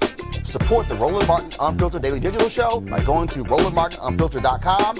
Our goal is to get 20,000 of our fans contributing $50 each for the whole year. You can make this possible. RolandMartinUnfiltered.com. You want to support Roland Martin Unfiltered? Be sure to join our Bring the Funk fan club. Every dollar that you give to us supports our daily digital show. There's only one daily digital show out here that keeps it black and keep it real. As Roland Martin Unfiltered. Support the Roland Martin Unfiltered Daily Digital Show by going to RolandMartinUnfiltered.com. You can make this possible. Republican efforts to steal the election continues. First, Michigan certifies the results for Joe Biden. Pennsylvania Supreme Court says, hell no, Donald Trump. Your legal arguments are nonsense. But in Georgia, where we have two critical runoff races featuring Pastor Raphael Warnock against Kelly Loeffler and then John Osoff versus David Perdue, Republicans are doing their best to try to steal that election by purging people who just voted in November. Yeah, that's actually happening before us. Already, 750,000 absentee ballots have been requested in Georgia. Let's get right to this thing with investigative journalist Greg Pallas. Greg, the latest effort. So explain to people what's going on now, how Republicans are trying to first purge people. We already seen the reports who just voted. I mean, 3 weeks ago, but now they're trying to stop people by saying, oh, you need to have a car registered in Georgia to vote in the runoff? I know it sounds insane, and I hope the wonderful Cliff Albright. I do work with Black Voters Matter Fund in Georgia. He may not know this yet, but Cliff and Roland, this is the strangest thing. My team down there at midnight on Saturday, gets a notice from the Secretary of State of Georgia, a guy named Brad Raffensperger. His name really is Perger. He took Brian Kemp's place. He's a Republican, frankly, a Republican stooge. And he issued a new ruling, a proposed rule, that would say that you can't register if you don't have a car registered in Georgia and you've proven that you've paid the registration tax on the car. Now, let me be very careful here and how this works. Now, obviously, no state can require you to buy a car to vote. That would be that's the a most poll tax. Poll tax. That would be the most expensive poll tax in world history. What they are saying is rather they will use the fact that any county election supervisor can use the fact that you don't have a car or you haven't paid the Georgia registration tax as proof that you're not a Georgian, that you don't live in Georgia. And they can therefore, listen to this, they will delay adding your registration to the voter records. By the way, December 7th is the last day to register there. They'll delay your registration until you get a hearing. A hearing.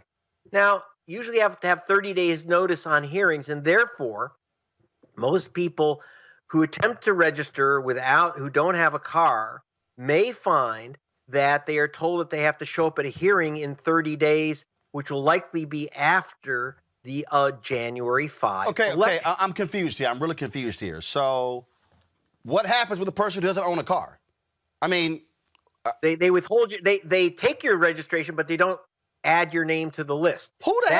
Is there a single state in America that requires you to register a car to vote?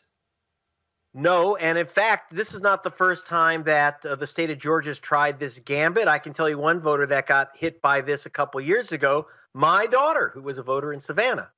And now understand, it doesn't mean you can't vote. What they might try to do is say that not having a car registered in Georgia means that you don't live here. What the Secretary of State office is claiming is that this is to stop people fraudulently registering in Georgia because of the hot Senate race. This will determine control of the U.S. Senate. So they're afraid. They say they're afraid of people coming into Georgia and simply registering for this runoff. Well, number one, if you are moving to Georgia, you can register for this runoff. But our person Terry Manpearl on the ground there was on the call with the Secretary of State and asked, do you have a single case, even one, of a fraudulent voter, someone from out of state voting in the Georgia election in November? Do you have a case of a single voter? Remember, a lot of people have already mailed in their ballots.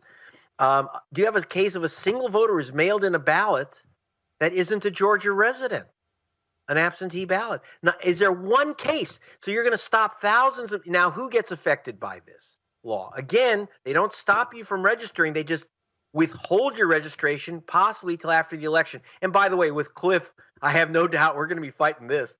Believe me, we're going to be fighting this. So what they're saying is that now who's affected? Students. Like my daughter, she didn't have a car in Georgia. She has a New York driver's license because on vacations, she would drive in New York. So they try to block her from voting. She went through the process and saved her vote in Savannah. But how many, like she said, there's almost no students who are willing to fight this and get registered. In addition, of course, who's the biggest group that's affected? People who don't have cars. Urban, low-income voters. In other words, voters of color. And by the way, the color is generally blue. So they know if they can knock out voters trying to register in Atlanta, new voters, people, remember, they, like you just said, they purge voters, so you have to re-register. We have a site, Save My Vote, 2020.org, where you can see if you've been purged from the Georgia voter rolls. If you are, there's a button, click and re-register. Again, try to do it immediately. Don't wait till December 7th because Georgia, there is a delay factor in Georgia. Even if you have a car, they still have a delay process in Georgia. So please check your registration right now, no matter what, and re-register. Believe me, and by the way, if you don't have a car registered in Georgia and you live there and you're a student or you're low income, you use a bus, or you're high income and you use a bus, you don't have a car. Right. Don't let that stop you from registering. Please register. Have all the ID and proof of residence that you can to make sure that no one challenges you, because it's also selective. They're making it so that not everyone, in other words, not necessarily white suburban people, are going to be asked, oh, you don't have a car? Right. Because after all, you have families where the car is registered in the husband's name, not the wife's name, or the opposite. So it's very selective because they get to choose whom they challenge. This is really, really dangerous stuff. And when we so again, midnight Saturday, and then they had a meeting to vote it into the rules at 8 a.m. this morning, Monday, 8 a.m. And after a midnight notice. This is ugly stuff. So what they did was, when the pressure came down, they said, oh, we're not going to make it a rule. We'll make it a guidance. Nah. When you make it a guidance, that's a rule. And so, but this is what I keep telling people, the kind of games Republicans play. And guess what? The people who I've been calling out, these black Republicans in Georgia who have been silent, who are watching these people try to screw black people voting.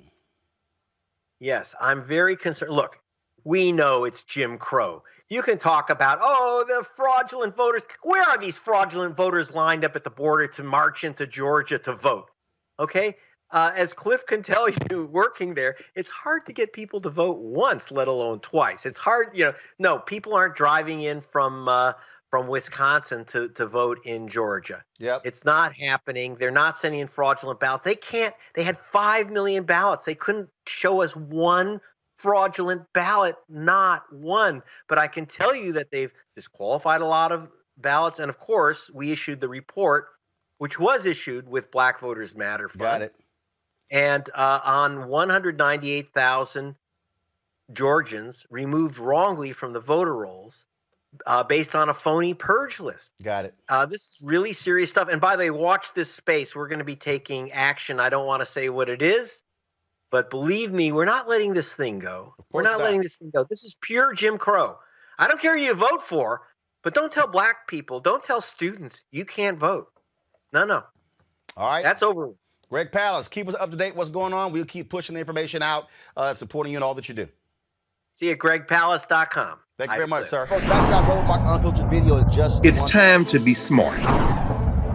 When we control our institutions, we win.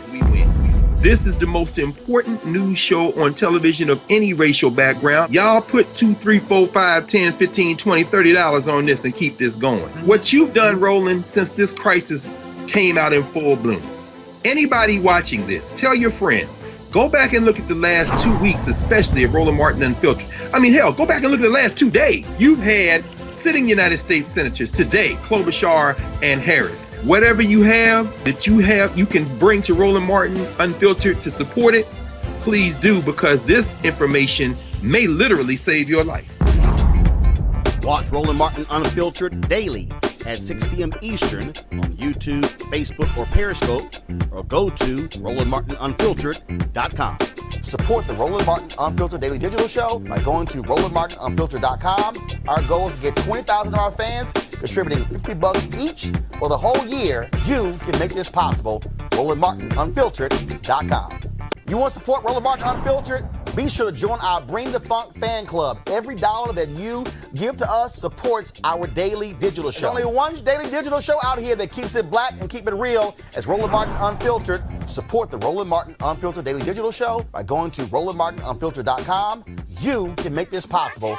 In an open letter published on Saturday, dozens of black church leaders from Georgia ordered or demanded that Senator Kelly Loeffler to cease and desist her false characterizations of Reverend Dr. Raphael Warnock. The various pastors, the Ministerial Alliance, believe Loeffler's claims that Warnock is radical and a socialist are baseless and a broader attack against the black church and Warnock's faith. Loeffler called Warnock a radical liberal 13 times during their debate on December 6th and has criticized the pastor in ads for his association with Reverend Dr. Jeremiah Wright. Now, Loeffler responded to the letter and Warnock on Twitter by saying, quote, No one attacked the black church. We simply exposed your record in your own words. Joining us right now is Reverend Darrell Winston of Darrell Winston Ministries and Bishop Carl McCrae of Exousia Lighthouse International Christian Ministries. Is that correct? I think I pronounced it right. That is correct. All right, then. First of all, let me start with you, Reverend Winston. This letter, very strong language, highly critical of Kelly Loeffler, also by saying, ripping her for her comments about Black Lives Matter, saying she's been quiet about the Proud Boys. Absolutely. Absolutely. The sheer hypocrisy, taking a page from Trumpism, where they think that they could say anything to spew lies and deceit, and thinking that we should just take it lying down. And we're saying to her in no uncertain term, as my grandmother and the elders used to say, growing up, you're a lie and the truth is not in you. The thing that we're seeing, Bishop McCrae, again, Republicans love to talk about faith. They appeal to white conservative evangelicals. They said that folks should not question the faith of Amy Coney Barrett when she was nominated to the Supreme Court, yet they have no problem questioning the faith of Pastor Raphael Warnock. That is exactly what they said, Brother Roland. They, the cognitive dissonance in that lot, and I do want to say all of them, is amazing to me. That they can stand in judgment of and parse every word uttered by this pastor even 15, 20 years ago. And then to, in her own voice, call what, if anyone were to question the spiritual bona fides of Amy Coney Barrett, she called it disgusting. And that yet she turns around and robotically, repeatedly attacks Reverend Warnock and expect us to let that go unanswered. I don't know what planet she's existed in, but the time has come where we will push back at full-throated at the lies that they hurl and expect them to somehow manifest as truth. We know Scripture. We know our relationship with God. We know the prophetic tradition of Jesus Christ. And we understand that they have co-opted Christianity, but we're taking it back. We're taking it back. The thing that's also interesting here, Reverend Winston, the thing that's very interesting here when we look at what is going on in this race, when the fact that Kelly Loeffler, one of her first appearances after she replaced Johnny Isakson, was going to Ebenezer Baptist Church for MLK Day celebration. So, and it's like, so you thought it was so radical, yet you showed up. And I was there. She was glad to be in the number, or she acted as if she was just glad to be in the mix. And in fact, she spoke and she was very gracious, and she even remarked that she looked forward to coming back again. And so we know then that they are taking this bread and butter plate from the late Lee Atwater, who got his from Nixon, the whole Nixonian playbook, to stroke the fear in their voting bloc, this fear-mongering, sheer racism. But we detest the mockery. And to make mockery, we know that the Euro-American churches and white evangelicals have long expressed their disdain for the African-American congregations and despise and prophetic preaching.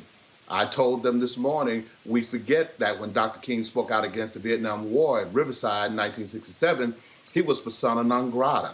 And then now all of them claim to love Dr. King and seek to hijack his message. They talk about the 63 Dr. King, but they don't want to deal with that 67 and 68 Dr. King that call for the redistribution of wealth. And so we're saying, because you got people in our community who are ahistorical, they don't have a sense of historical continuity, they don't see anything wrong. And so we're so grateful that these over 100 interfaith clergy decided to join us, and more are saying, add me to the list.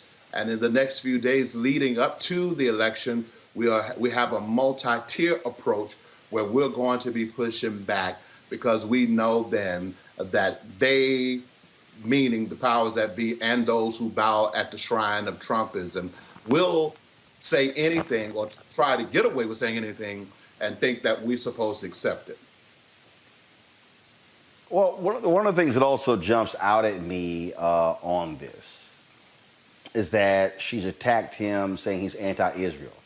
Yet there have been a number of Jewish leaders who come out in support of Raphael Warnock. You've got John Ossoff, who is Jewish, who's running with him. So you would think if somebody was so anti-Jewish, they would not be supporting him. But again, what people need to understand, when white conservatives say he's anti-Jewish, they really are appealing to those white conservative evangelicals who hold this very lofty view, this biblical view of Israel. They equate Zionism with Judaism, and many rabbis here in Atlanta and abroad are working now on a piece where they are addressing the Jewish community, long history with the African American church.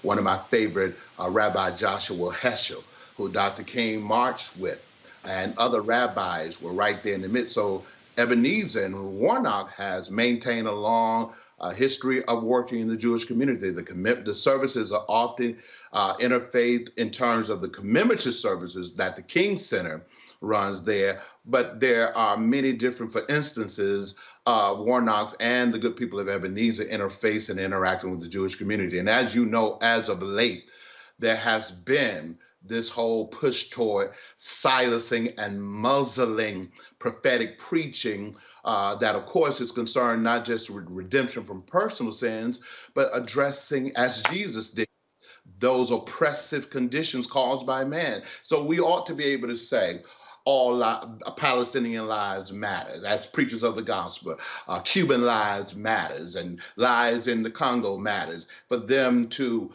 seek to check the preacher is an attempt to do what they wasn't able to do in times past, but they think that they can now push us into a corner where we just sit down and preach an otherworldly by and by when we die message, so that we can become enablers of systemic evil that they perpetuate on a daily basis. Well, I certainly hope that folks in Georgia are going to respond in kind to what is happening by turning out at the polls. The best way to shut them up is to beat them. Simple as that. Gentlemen, we certainly appreciate it. Thank you so very much. Well, thank you, Roland, for having us. Love your show, and we appreciate you opening up your platform for us to share. No, I appreciate it. Thank you so very much. It's time to be smart. When we control our institutions, we win.